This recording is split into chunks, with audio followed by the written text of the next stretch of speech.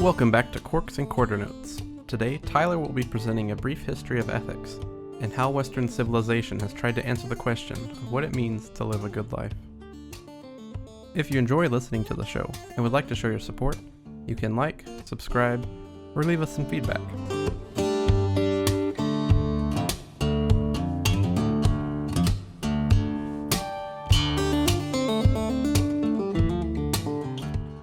So Tyler is going to walk us through these various periods in ethics history, and we're going to be talking about the ways different periods have tried to answer the question of right and wrong. And we won't be criticizing them, we're simply going to be steelmanning them. Tyler will present the case, and I'm just going to be asking questions for clarity purposes.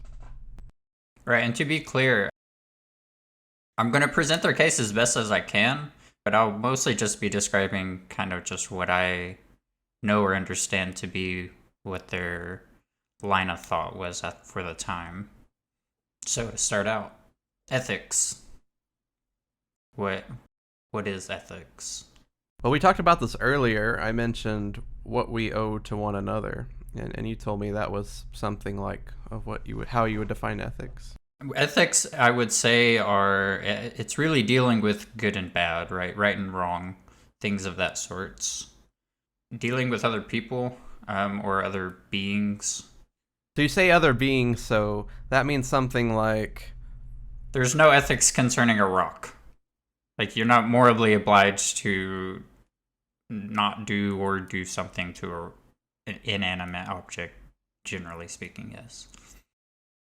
So, but you do have some sort of ethical obligation to every living thing, or is that something that's kind of a difference between some of these? So, well, we can talk about some of the philosophers and what their ideas were. Some people would say you have ethical obligations towards humans and stops there. Other people might say to humans and all animals and not include plants, and then I think some people would just include all beings that are just being. So some forms of ethics go farther and farther, but there are no forms of ethics that extend into inanimate objects like rocks. No, I don't think think that would make sense. as far as you I mean, perhaps someday, whenever we're so inspired by ethics or have developed it so well that it includes things such as rocks and inanimate objects. So where does this quest for right and wrong begin? So what I was taught, and kind of where I would like to start today, is basically with the early Greeks. When we think of the early Greeks kind of as the beginning of the Western intellectual tradition, we think of modern science, modern philosophy, even things like art. We tend to think that revolution, or whatever you want to call it, kind of started with the ancient Greeks, at least. Just the way we view the world and understand it. So to also clarify, we'll be talking specifically Western tradition here. There is a whole Eastern tradition with Buddhism stuff, and but Confucius, like you said earlier, but we'll be ignoring that. I don't know enough about any of those to really comment on them yet. So the early Greeks, Socrates he tends to be the nameplate for the early Greeks. He has the title Father of Philosophy. He was one of the first people that asked the questions, what does it mean to have a good life? Very famously. We don't have any... So Socrates never wrote down anything himself, like most of philosophers in time. He just talked to the people in Athens and tried and develop his moral intuition and ethical intuition by talking to the town folk, and he tried to push people's ideas and stuff of that sort, but he never really wrote it down. It wasn't until his later students, Plato and then Aristotle, who really wrote down a lot of Socrates' philosophy. Yeah. So it's possible we don't know anything about Socrates. Maybe Plato and Aristotle. They could be, right, they could be. Deeply misunderstood him or something. They could be. But for instance, so there's a famous story with Socrates going to trial over poisoning the minds of the young ones, or the younger generations of Athens. And so we have a story of, how do you say this? He was arrested, and then he had an opportunity to get busted out of jail before the trial. He famously said, he didn't use these terms, but essentially he was saying it would be immoral for me to leave because these people want to try me or something like that. And he said, on top of that, I'm an old man, so it's all written down from the point of view of Socrates, but of course it was all written by Plato. However, with that being said, Socrates, he came up with what we call virtue ethics. This was made better later by Plato, Aristotle, and then improved even further upon by the later Greeks and Romans, the Stoics. They had this idea that in order to live a good life, so the underlying question right now is, how do you live a good life, or what does it mean to live a good life? During these early time of the Greeks, the word moral or morals, as far as I know, it wasn't an idea. The closest they had was, what does it mean to live a good life? And so that's really what the question that the philosophers were trying to answer at the time. They had this idea of virtues. There were 4 different virtues, and if you abided by these virtues and you lived with them in their average rather than on their extremes, then that would be synonymous with living a good life. Okay, so what are some examples of these virtues? First of all, wisdom. What do you think wisdom is? And because I'm interested, I want to know what you think, because it was really hard for me to come up with a good definition of this.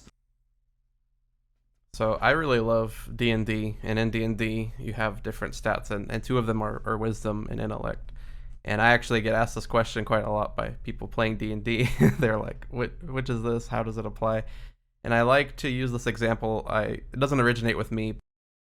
It's something like, intelligence is knowing a tomato is a fruit, and wisdom is knowing to not put tomatoes in fruit salad. It's like some sort of it's like extra bit of knowledge, but not necessarily like factual knowledge. It's a strange thing, right? I'd like to think of it as like book smart versus street smart. It kind of intuitive knowing and sort of a deeper understanding rather than just like having the facts, but knowing how to apply them properly because you understand the underlying mechanisms. If that makes sense. Right. That's how I think of it. I think that's a good way to think of it. So when researching this topic that we're discussing today and trying to get a definition of wisdom, what I came up with is it's knowing why things are a certain way rather than just knowing things are a certain way. So the reason you would say wisdom is a virtue is because intelligence itself can't be a virtue, because simply knowing the facts doesn't necessarily tell you how to live a good life. But wisdom allows you to apply the facts you do have in a way that, if you know why things are, then you can know why your life isn't optimally good, and then you'd be able to. But just knowing that you're not living a good life, that won't get you anywhere, right? It's not enough. Yeah. Perfect. Yeah, perfect. I like it. The next one, justice. Everybody has a same idea of justice. I think it's kind of people getting what they deserve. It's it's one of the oldest ideas in philosophy, and we've been arguing it for long. What is justice, and when do we apply it to people? What actions deserve justice? And the early Greek idea of justice, they split the psyche or the man's soul into 3 parts. They had the reason part, the spirited part, and then an appetitive part. But they said that this applied both to just not the man's psyche, but also the psyche of the state as well. So back then they didn't have like countries per se, it was all city-states. Yeah. And so they think that the consciousness of the state, as it were, was also split into these 3 parts: the reason, spirit, and appetite. The reason... Now, did they believe the state itself was conscious? No. They're just Okay. the state as an entity, but not conscious, I don't think. Sort of like how we treat corporations as being like their Yeah, they're own like it's like a people, so to speak. yeah, it's an entity, I think is the best way Yeah. to say it. Okay. So these three parts, the reason, the spirit, and the appetite. The reason, they have the word logos, which we talked about in the last podcast, having to do with, well, reason, using rules for just basic logic and stuff like that. The next part of the soul that they distinguished was the spirit of the soul, or the thymos. And they related this part of your spirit to the anger part. So you want to allow anger enough, but you don't want so much anger that it consumes you, right? Anger is it's a powerful force. It can really drive you.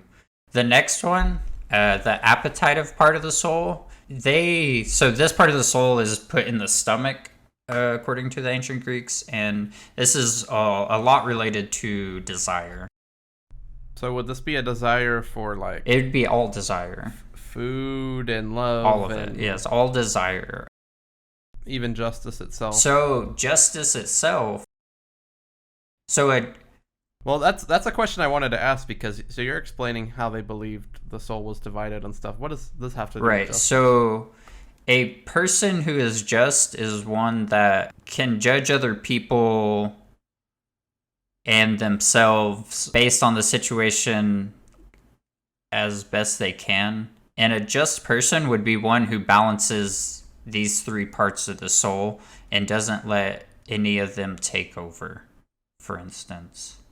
So if you have a pie chart and you split it into three categories and then had the logos, the thymos, and then the appetitive part of the soul in one, if any of those pie pieces started getting bigger, your psyche would be imbalanced and you wouldn't be able to make reasonable judgment for justice. Well, a reasonable judgment is an interesting word to use. So would you say that if someone had like 80% logos reason and then like 10% of the other two, they would think that was a bad thing? So I think under this framework of this justice, I think that would absolutely be a bad thing, yeah. Because so to them, anger and desire you are have necessary. you have to be have necessarily them. angry at the person in order to give them the correct justice. You have to be mad at what they did, and then you have to have a desire for a just world at the same time. So yeah, just straight using logic and reason, or 80% of it, right? I don't think they would agree that would be a good thing. The third virtue would be fortitude, and this is essentially just courage. You don't want too much courage, or else that'll make you a fool, and then you'll just go and you'll be fearless and you'll go into every situation. You don't want that. But you definitely don't want no courage at all. Then you'll just never confront anything and you won't be able to grow. And I think that one's pretty self-explanatory. And then the last one they have is temperance, which is self-control. And this has a little bit to do with the idea of the appetitive part of the soul, and it's what tempers that down. It's what keeps the appetite of the soul from consuming the rest of it. Gotcha. So you have wisdom, knowing why things. You have justice, getting what someone deserves. You have fortitude, courage, and then you have self-control. And you balance these four things, and you get a good life. That's how the Greeks thought. Yeah, exactly. Basically, the idea was, it's called eudaimonia, and this was a little bit introduced later on by Epicurus. He was one of the later Greek philosophers. He thought that living a life in accordance to these virtues coincides with a life of pleasure. And the underlying assumption here is that a life of pleasure is the good life, or a life worth, like, it's the question that we've been trying to answer this whole time. What is a good life? And he's postulating that if you abide by these virtues and balance them and whatnot, then that will coincide with a life of pleasure. So you don't have to chase the life of pleasure. You just follow these virtues, and pleasure just exactly. comes. it springs about because you're living virtuously. So it is kind of built on the assumption then that pleasure is good, but not all pleasures are good. Would that be correct? Um, exactly. So we know of pretty easy modern examples, but they did have this idea fleshed out. Junk food, for instance, we know that short term it's pleasurable, but long term it's not. The Greeks perfectly well understood this, that there are certain short term pleasures that don't that don't lead to long term pleasure, and trying to get those pleasures would not lead you to eudaimonia, or a lifestyle of continuous pleasure. So because you have some bad pleasures, you can't chase pleasure. So you chase the life of virtue, and you incidentally will get the good pleasures, or the pleasures that don't bite you Perfect. back. That's, yeah. Couldn't say it better myself. Nice. And then, so the late Greeks and then the early Romans, they came about with is a shift in thinking. It's called Stoic philosophy, and they put more emphasis. The Stoics, they put more emphasis on the logos part of the soul. They thought that the entire universe was dictated by reason. Things only did certain things if it was reasonable for it to do that. We would say that if you're in space and you have a rock and then it hits another rock, it's going to move. There's reasons for that. And so that's just what the universe is built on. So if you judge the perfect rationality of the world because it is so reasonable, you would be able to find a sense of morals or moral goodness by reflecting upon the perfect rationality of the world. And what you should do, or a good life to live, would be finding your role in the order of things and then living that role. So that's a lot. So, but basically, there's reason to the world, and from this reason, there are moral truths to be found just within the world itself. The world is perfectly rational if you understood it perfectly, and you would be able to find moral code if you can read it as such. One of my favorite Stoics, Marcus Aurelius, he wrote this very short book. A lot of you may have read it, or some of you may have not. It's called The Meditations. So it's the Meditations of Marcus Aurelius. It's a very thin book, but it is a fantastic summary of Stoic ideas, and there's a whole lot of wisdom to be found in that book. I'd highly recommend it to anyone who hasn't read it. I'll definitely take a look at it for sure. So these Stoic philosophers, they still had this idea of the soul, a person's soul being split into the three parts, the thymos, and then the appetitive part, and then the anger part. So these are the guys that postulated, kind of like what you were saying earlier, if you imagine that pie chart was mostly logic, that's what they were trying to go for, right? They wanted, so anytime, any situation, Stoics are generally, they were regarded as, what's the word where Stoic comes from, where it's just kind of, Stoic. Exactly, just straight face. They want to use reason to govern their actions. They don't want to let their appetite or their anger or any of that, they don't want any of that to be making decisions, because it'll lead you astray, essentially. And then from there, we have a long break from the Greeks all the way to the Middle Ages. There was definitely philosophy happening during the period between the ancient Greeks and the medieval times. However, I don't think there was any huge adjustment or steering of the way we thought about ethics until the medieval time. Yeah, you have plenty of variations on those original ideas, but if you think about it, even to this day, so much of what we know about ethics is grounded in a lot of ways in many of those ideas, and they were very ahead of their time. Oh, when they came the ancient Greeks were... So we've just been talking about specifically ethics and stuff. They were scientists and psychologists. They were asking all of these questions. They didn't necessarily have the best tools, and research methods, but yeah, they were definitely some of the ones who set the groundwork for asking these questions. That's for sure. Between the Greeks and the medieval ages, you do have some of the Iron Age religions that kind of came to fruition, like Christianity and Islam and stuff. And they have some ideas, some new ideas, but a lot of them do very much stem from the same sorts of principles that you can actually find in the works of Aristotle and Socrates and the Stoics. Oh yeah, the early Greeks are hugely influential on, I mean, so much of the world, all of Europe, essentially, America, just the entire Western world is all. So we do get to the medieval ages eventually, and when we do, it's an era, I guess you would call it, called Scholasticism. It seems to me that what they were trying to do is they were trying to take the ethics that Aristotle and the Greeks laid out. They're trying to show how it works with religion, or they were trying to put it in religion. I'm not exactly sure. Yeah, well, correct me if I'm wrong. So once we're in the medieval ages and we're talking about Western Europe, this is almost entirely like Roman Catholic Church. So all philosophy would be nested in the Catholic beliefs.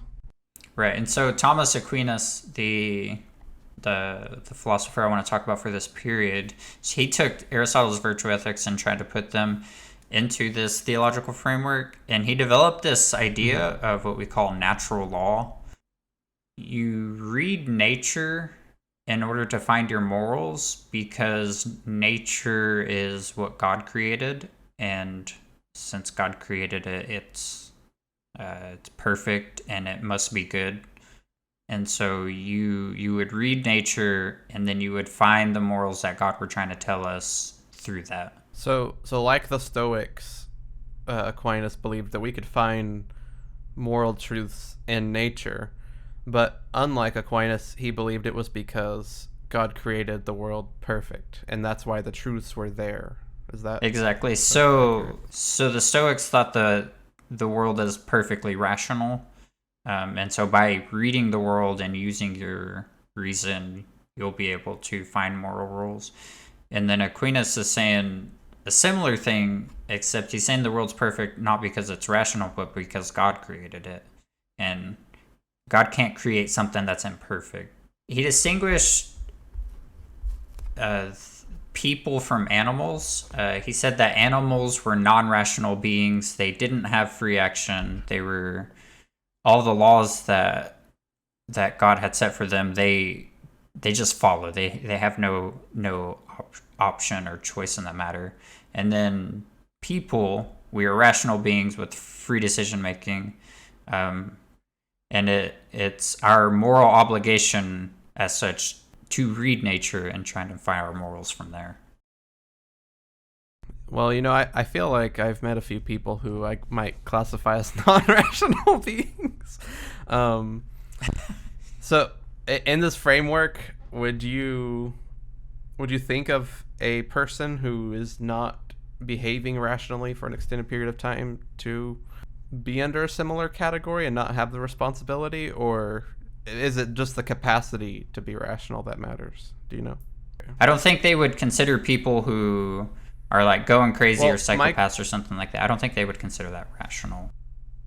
So you're saying non-rational beings are determined to do certain things as compelled by God, and then rational beings have the freedom to define the truths and act in accordance with their own. So is a human being in this framework who is not acting rational have its actions determined just like the animals?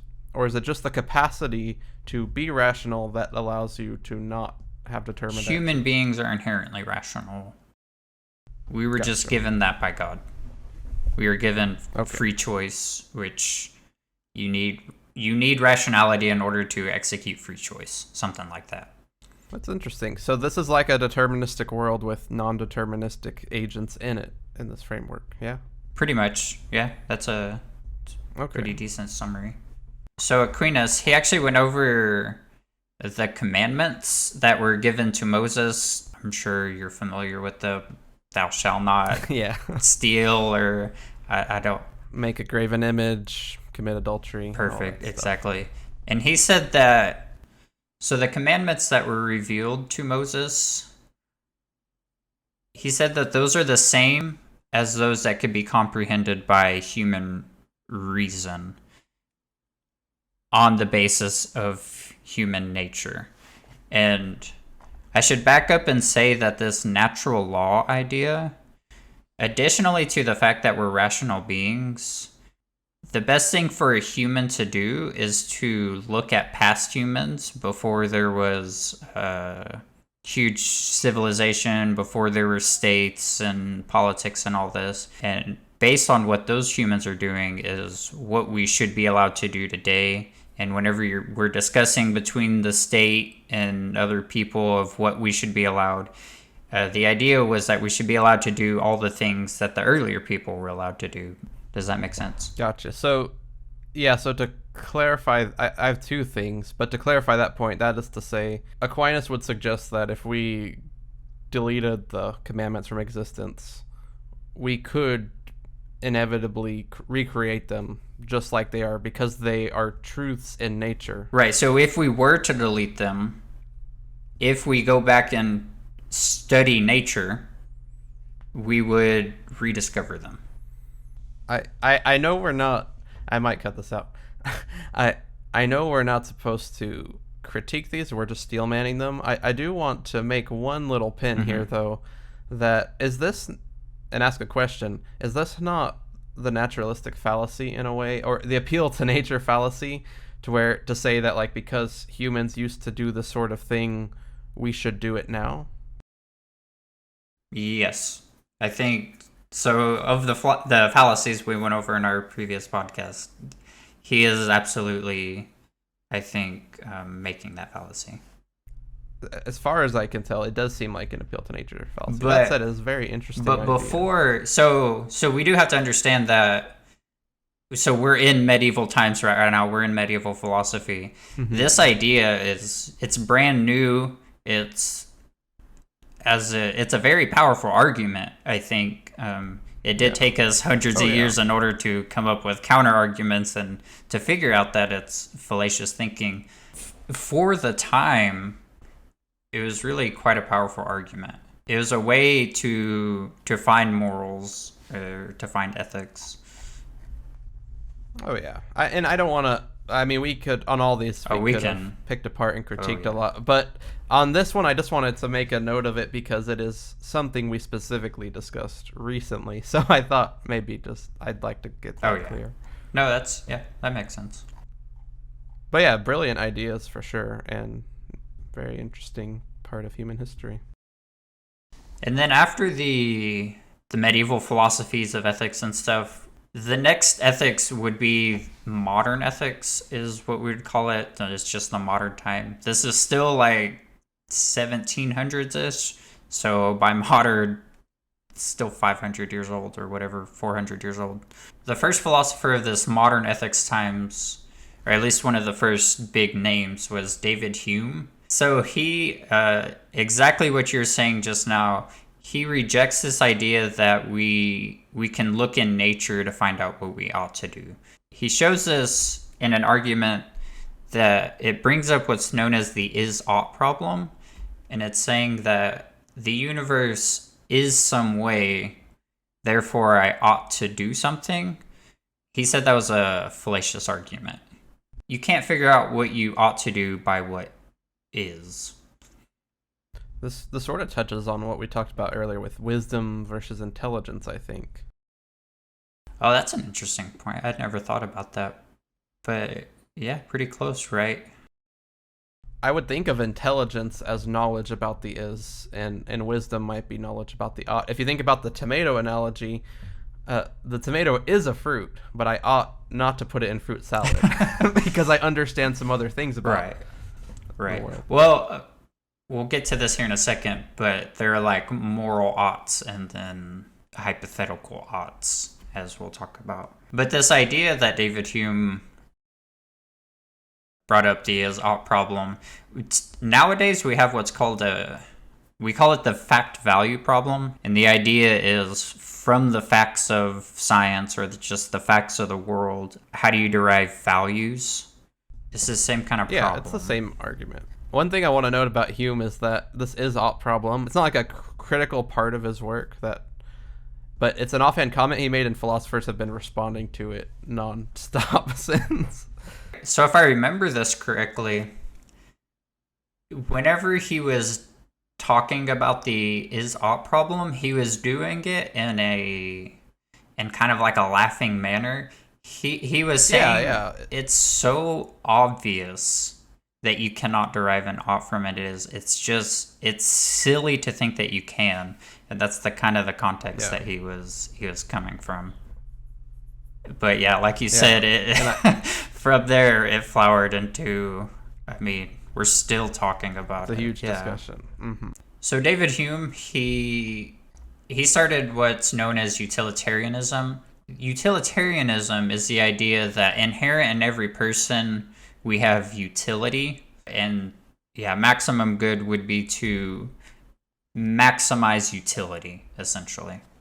And so this is still going off the idea that pleasure is good. In order to maximize utility, you would ask things like, what is the intensity of the pleasure? What is the duration of it? How soon will it occur? How fruitful will your pleasure be? Will you bring pleasure to other people who will bring pleasure to other people? So when we're talking about utility, we're talking about the capacity to experience good things. More or less. This living a pleasurable life, they're postulating that it can be there's a mathematical framework for which you can derive living a good life. So if giving you $1 takes 50% happiness from me, but gives 200% happiness to you. Oh, you should do that every time. I should give every time. Because you want to max... Of course you would say that. Right, of course. But so if the opposite were true, like if you give me $1 and you lose 60% happiness and I gain 50%, then it's not worth it. Gotcha. Because so you could make a whole formula. Utilitarianism would have a formula where, like, I give you $1, it helps you more, I give you another $1, but at some point it's break even and neither of us should give each other dollars. Yeah, perfect. That's pretty much exactly it. Okay. And so the underlying assumption is pleasure. We got to keep that in mind. Yeah. So we want to maximize pleasure for all people. So you throw in your action into this calculator and it calculates the amount of utility that this action will give you, and then all your actions should be actions that give you this highest number of utility. Yeah. And we keep talking about the assumption of pleasure being a good thing, and in order to steelman this case, a lot of people might just throw that aside, but I think someone in this framework would say something like, if you don't think pleasure is a good thing, go stick your hand on the stove and see if you can find a good reason to not do that. I think that would be absolutely an argument they would use. Go stand on a fire for a minute and tell me pleasure isn't a good thing. So it is an assumption, but it is a very powerful one, for sure. By the time we get to this modern philosophy, and we're still talking about this underlying assumption that pleasure is what's good, this is a 1400-year-old idea with very smart people trying to figure out this idea. So it's very smart people trying to undermine it. Exactly. So it does kind of speak to just how powerful of an argument it really is. And kind of like what I was... So a lot of the time, we're obviously hyper aware that unlimited pleasure is obviously not necessarily equal to good. Oh yeah, there are problems with utilitarianism. We're not just utilitarianism, but this whole underlying assumption, utilitarianism and Stoic philosophy, and then the Thomas Aquinas philosophy, it's all like underlying the assumption that pleasure is good and maybe suffering is bad, but not as much. You should avoid suffering, essentially. And from a utilitarian perspective, minimizing suffering is basically the same as like maximizing utility. And then the direct response to this utilitarian ethical framework would be Immanuel Kant.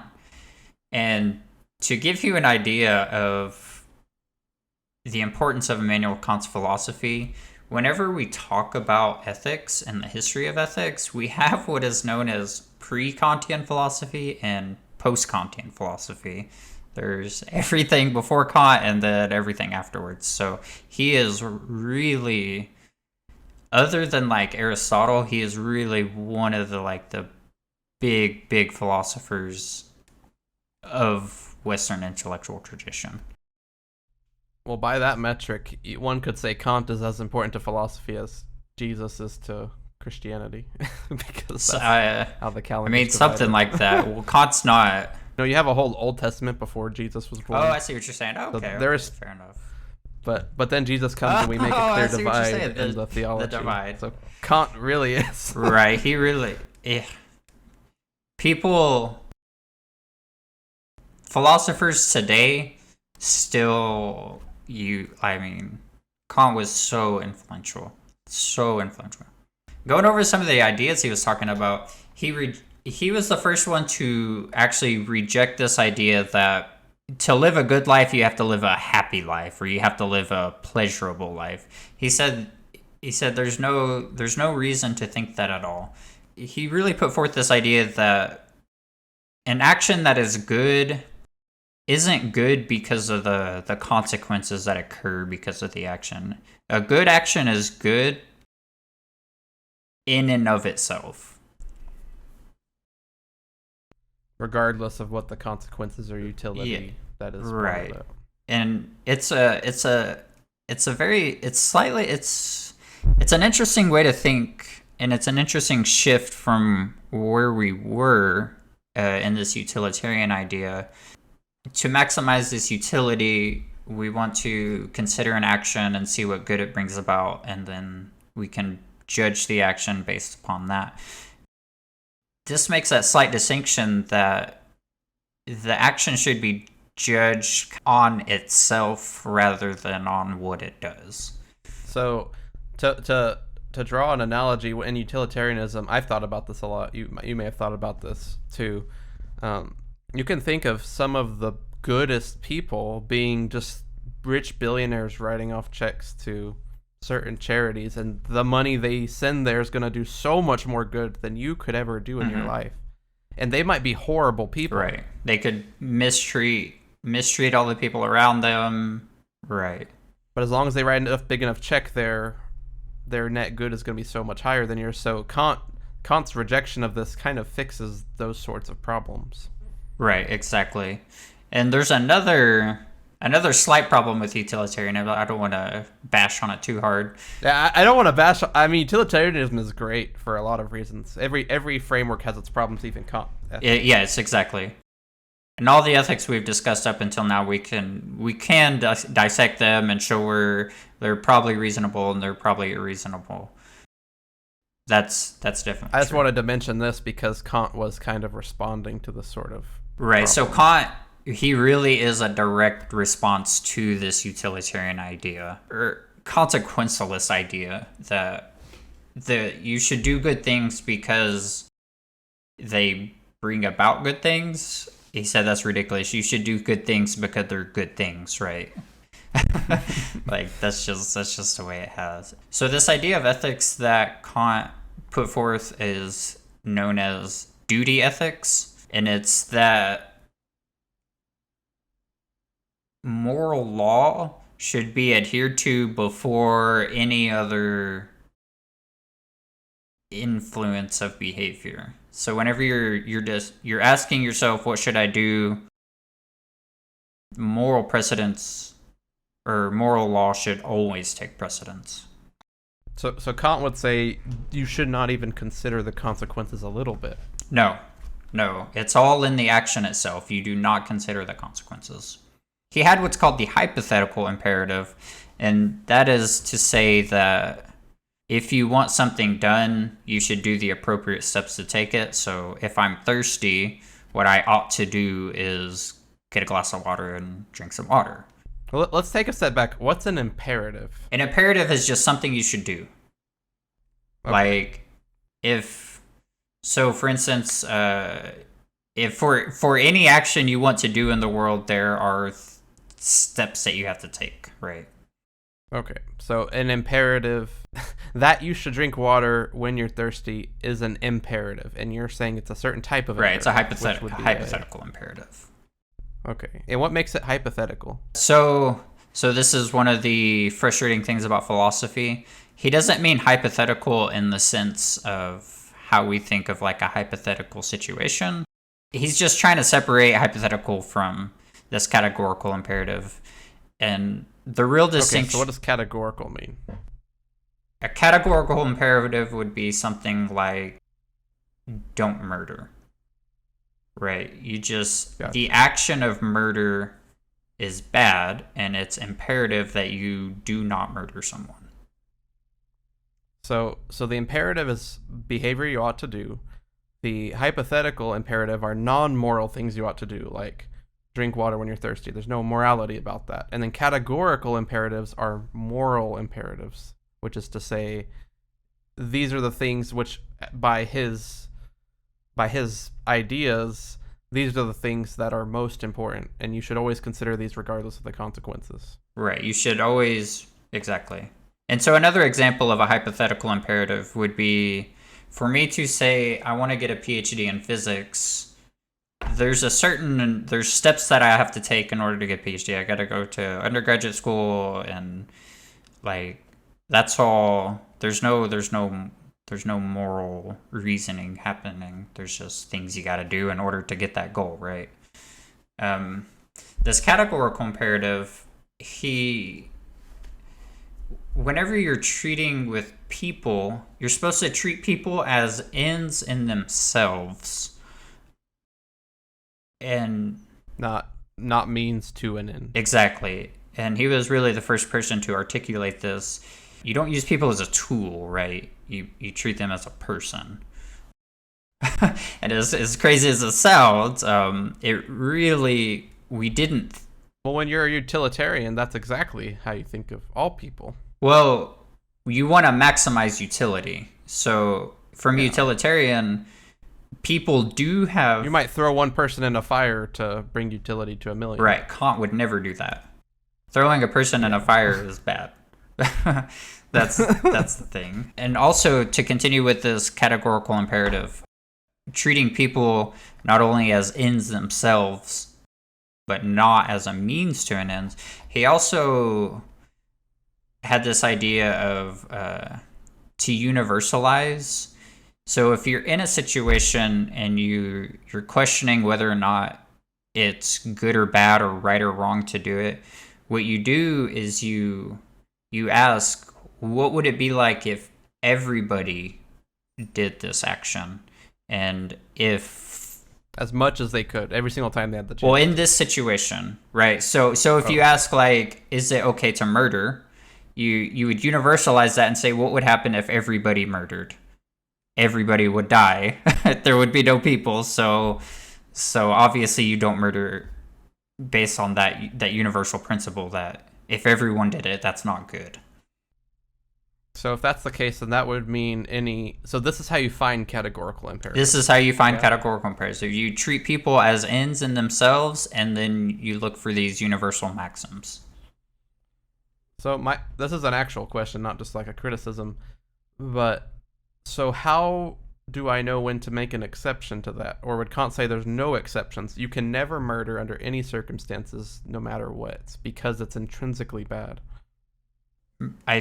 So I think he would say that murder is intrinsically bad.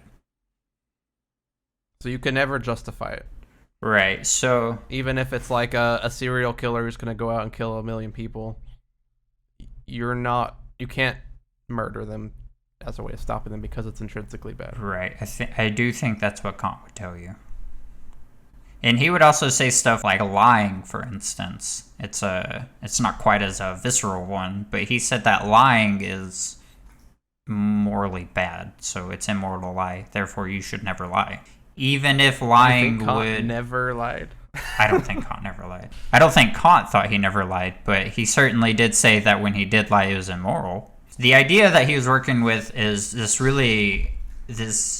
idea of duty ethics, that it's like it's your duty to follow these. It's so important that you follow the law of ethics, right? To him, that was above everything else, is that whenever you find these universal maxims that you should or shouldn't do something, you should or shouldn't do those every time. All right, so that was Kant. What else do you have for us? So the last thing I want to talk about today is existential thought, and sort of perhaps some of the ethics that we can derive from it. So the main idea whenever it comes to existentialism, the core thing that connects all existentialists is that existence precedes essence. And by that they mean that you're born in the world as a person, and you don't necessarily get to choose any of those circumstances. You don't get to choose your parents, or where on planet Earth you were born, or what century you were born in, or any of that.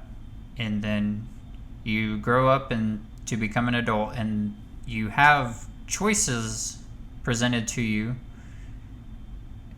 and it's up to you to make choices in order to prescribe a meaning to your life.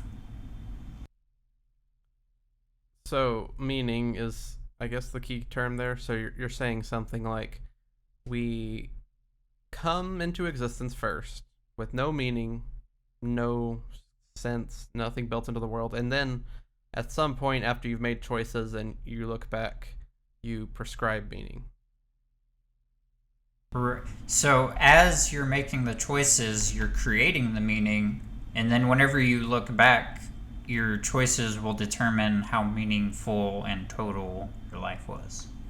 So go back to the early Greek. The initial question that we seem to be going after is, what does it mean to live a good life? And we've been given all these answers from Aristotle. He said what it means to live a good life is to live a virtuous life, a life of eudaimonia, where you're maximally virtuous and therefore you're maximally happy. And then we've had people defending that you need to maximize the pleasure in the world, and then you will have a maximally good life, or something like that. And then the existential thought kind of, it doesn't ask, like, what does it mean to live a good life? It looks at the world, and the people who come up with existential ethics, they look at the world and they see suffering, and they see just cause and action, and just things happening that seem to have no real meaning behind it. And the problem is, we ask the question, what is my purpose in life? Why am I here?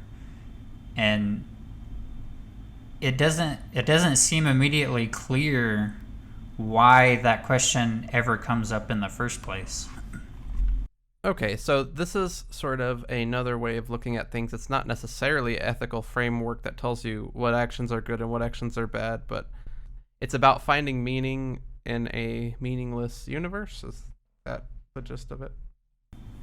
So not finding it, but like prescribing it. Like, you decide it's meaningful. Take you or I, for example.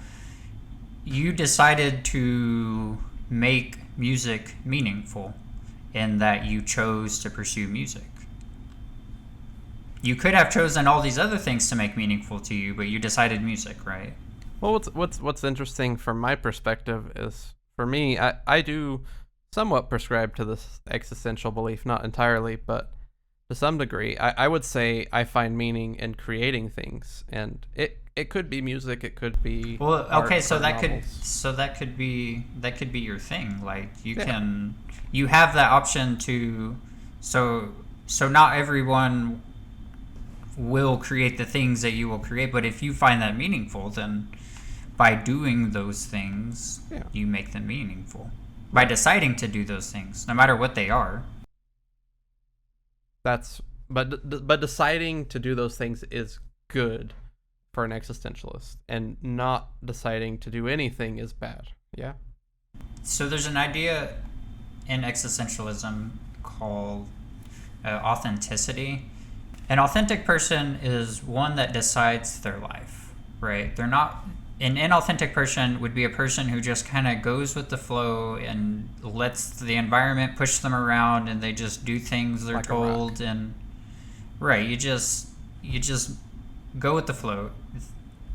If you let that happen, and if you never take hold of recognizing that you actually have a huge potential of possibilities in front of you, and you could decide to just do one of those things, whatever it is, and as long as you just never make that choice, you will be living inauthentically. And as soon as you make the choice to do the thing, you'll be living authentically.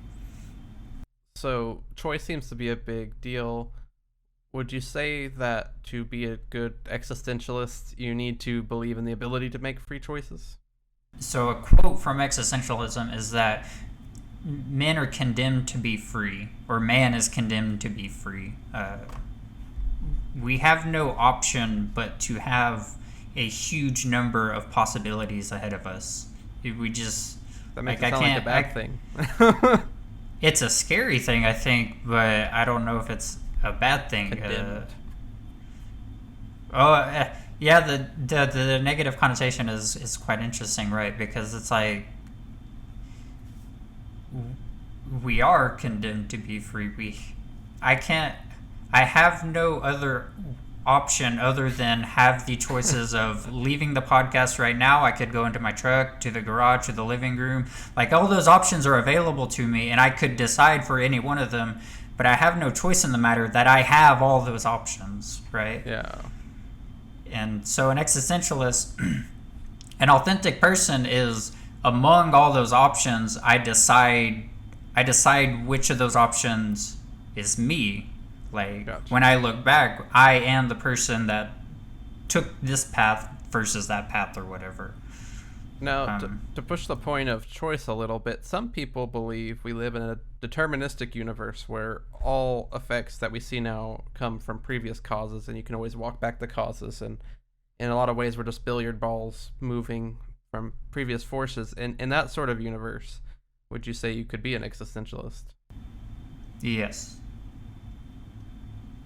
Well, okay. No, I'm kidding. You want to do your story? I can. So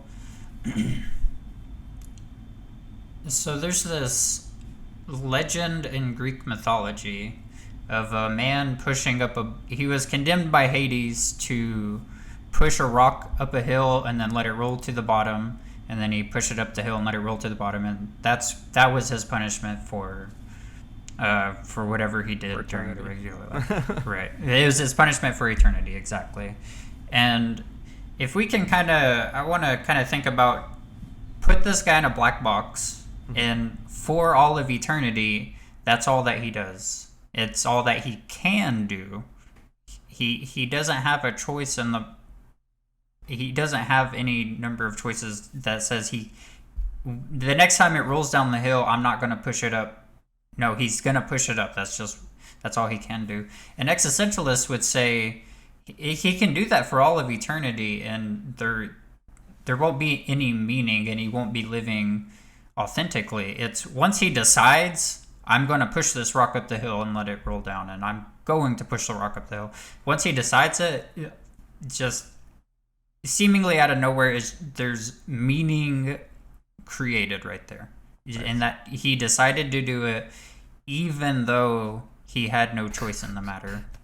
Yeah, that's a good explanation, I think, of compatibilist free will. If I could offer another example, you could tell me if this meshes, because this is what I usually use to explain compatibilism to people, and that is to say people who believe free will and determinism are compatible. So you are at home, and you're deciding whether you want to go out tonight or whether you want to stay home. And without you knowing, I go and board up all your windows and lock up your door and make it so it's impossible for you to leave. So in this new universe, there's no way where you go out. But a compatibilist would say it still matters whether you choose to do or not. So whether you say, okay, I'm going to stay home and you never find out about what I did, that's different than when you say, okay, I want to go out, and you try to go out and you're locked inside and you can't get out. So, and that difference matters. That would be compatibilism. Right. So all the doors are locked up, all the windows are locked up, and I have no choice of the matter. Yeah. You have no choice that ends with you leaving the house. Okay. And so I can't decide to leave the house, no matter what. Well, not in the sense that you could actually... You can't leave the house, but that's the thing. Right. You that's not within the range of to. possibilities. Yeah. You can decide to, right, exactly. But you can't leave the house. But leaving outside is not within the range of possibility, whether I decide to or not. Decide to try to or not. Yeah, so right. It's a lot like... So it's perfect analogy with the rock. He can't not push the rock up, but he can decide to, and that matters. Exactly. That is what matters, is that he can decide to. He could just go with the flow for all of eternity and push the rock up the hill and let it go down. But once he starts doing it, all of a sudden he's doing it like maybe with pleasure, with like meaning, like there's something there that seems to be not there before. Well, yeah, there is something different there. There's a different sort of experience, and I mean, that's probably where the difference is, right? In the experience itself, not necessarily in the atoms or anything. Right. You're never gonna find experience in an atom. So I guess the point is that the conscious experience of the agent, that's where the meaning happens.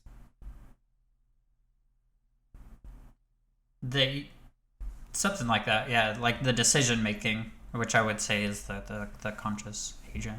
Something akin to that. Interesting. So that's existential ethics.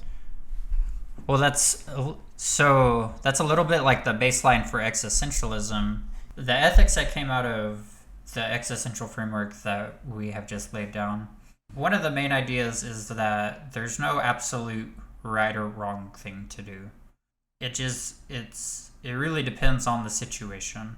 There's no universal law that applies to all situations equally, but for each situation, there's probably something.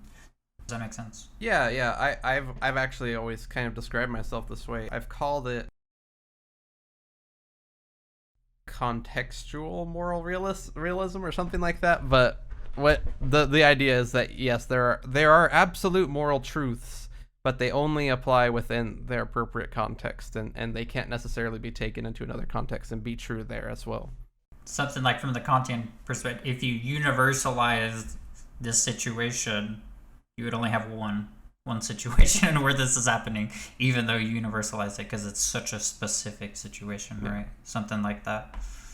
But to the point of the existentialist ethics, it has to do with the freedom that you exhibit. So before existential thought on what freedom is, the main idea going through the mind of philosophers was that I'm free from you to do things. And if you perhaps restrain me or don't let me do things, then I am not free.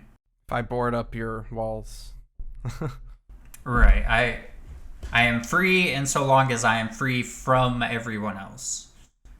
And the existential thought was, I'm not free from you, I'm free through you. I'm free insofar as I recognize my freedom in you, and you recognize your freedom in me.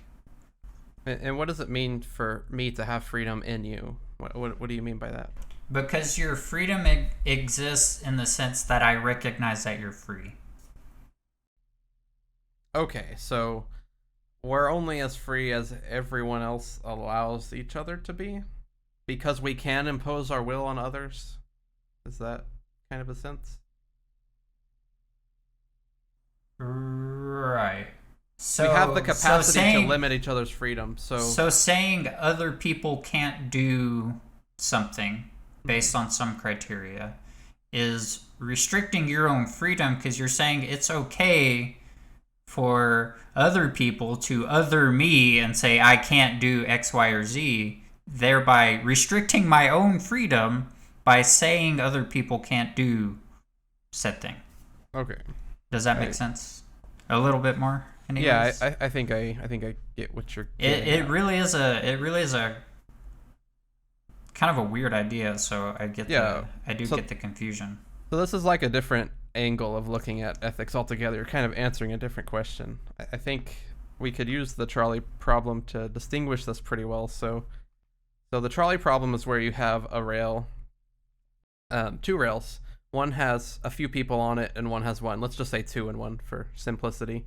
And the train's coming, and it's going to hit the rail with two people on it. And you, as an observer, have the option to pull a lever and divert the train's path and have it hit the one person instead. And there are a few ways to answer it. Can you explain what the existential? Actually, let's go back and do the other ones first. So, how would a early Greek philosopher approach this question? That's an interesting question. I have no idea, but we can try and think about it. So, the trolley problem, as you described it, has huge numbers of variations. We can imagine kind of like blank-faced people, and they're three identical individuals, but two of them are on one track and one of them. And we can imagine other situations where the one individual is... We'll make they're it how not you blank like. faces. You can fill in those details how you like for the purposes of how a person would approach this, like a Greek would. Right, and I think in the end they would resort to their own happiness, short and long term. That's what I think they would do. They would ask themselves if they knew the people who they would be more sad to let go, since they at the time hadn't. They didn't have to deal with problems like this. Right, exactly. They didn't even exist at the time, so it's interesting trying to think about what they might say. So to move forward, David Hume and the Utilitarianism movement, they have a pretty elegant answer to this question. You just calculate the utility of each person and you do what's the best. So if they're all equally value blank-faced, you save the two people over the one person and you've made the best choice. Oh, I do have a question though. What do you think about the results of... So say we did the calculations and we said it was by that okay to pull the lever. Mm-hmm. But what if we forgot the negative utility of the terrible experience I'm going to have because then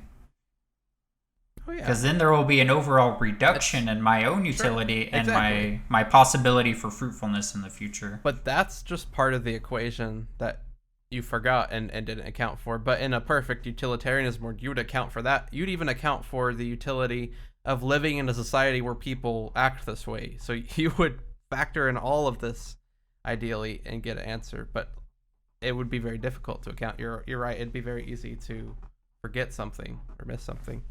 Right. So I think from a utilitarian perspective, they would say which of these has more utility in the end, right? After like what the whole happens. decision as a whole. Right.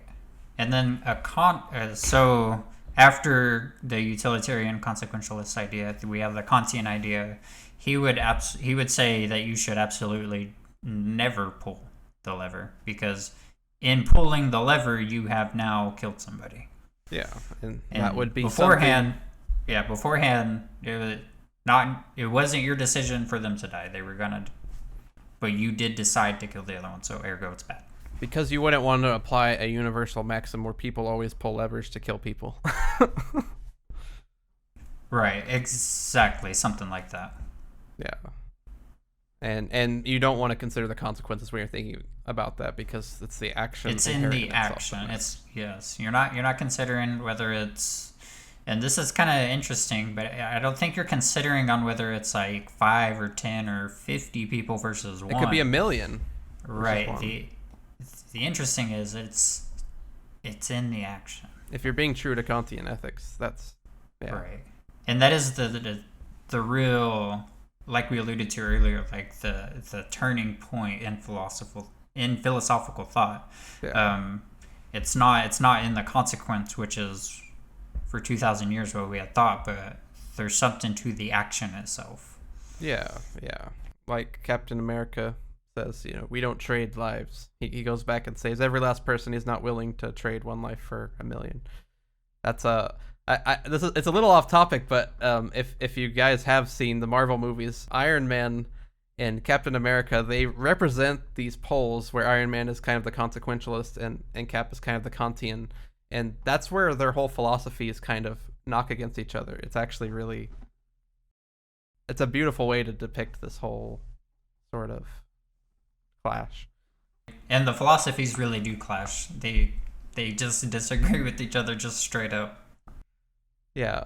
So we're talking about the trolley problem and different methods. And now I want to talk about how the existentialist looks at this, because it's very different, I think, from your view. Can you explain to me? So like I said, there can be many variations on the trolley problem. You can have 5 people, or you can make one a doctor, or just do whatever. An existentialist would consider each one individually on its own basis. It wouldn't adhere to some universal maxim like Kant does, where it says it's just illegal to do it, and it doesn't necessarily adhere to even the consequentialist view of utilitarianism that says there's a utility. An existentialist will weigh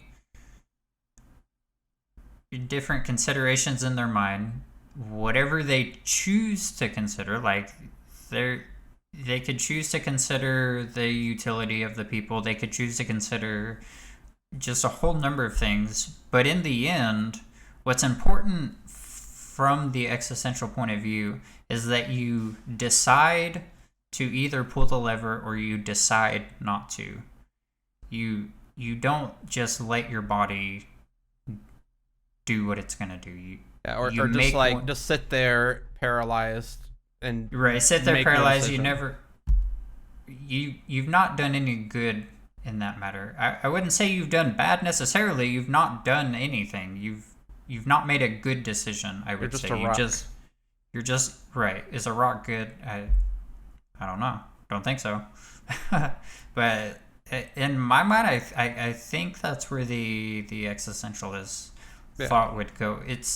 We're looking at the same situation, but we're not quite asking the same question, right? Yeah. So we're answering it in a slightly different way. So you could use the Kantian universal law thing, or you could do the utilitarianism calculus or whatever. You could also have this existential framework that's like, well, the real important thing I need to do is make a decision. I can't just stand by. I need to be true to myself and live authentically and make a decision. And whichever decision you make needs to be a decision that you would make.